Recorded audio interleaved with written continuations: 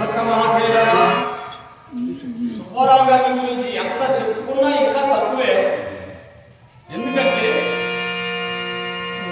మేమిద్దరం ఒకరోజు ఆర్యవైశ్య కన్నికా పరమేశ్వర గుడిలో ఏదో పాడుకుంటూ కూర్చొని ఉన్నాం. ఆ సమయానికి జంపన కోటేశ్వరరావు గారు కీర్తిశేషులు వైలిన్ విద్వాంసుడు చక్కగా వచ్చాడు. ఏంటి గురువు గారు వచ్చామంటే, మీకోసమే నాయన నేను వచ్చాను అన్నాడు. మా ఇంటి దాకా పాడవాలంటే ఇద్దరం వెళ్ళాము. నాయన నేను 4 పాటలు రాశాను, వీటిని ప్రజల్లో తీసుకుపోవాలి, మీరు చక్కగా దేవాలయాల్లో భజన చేస్తున్నారని నేను విన్నాను అని చెప్పేసి అటు చూసి తెలికి హరికథ పితామహుడు నిడుముక్కల విశ్వరూపశాన్ని కూర్చొని ఉన్నాడు.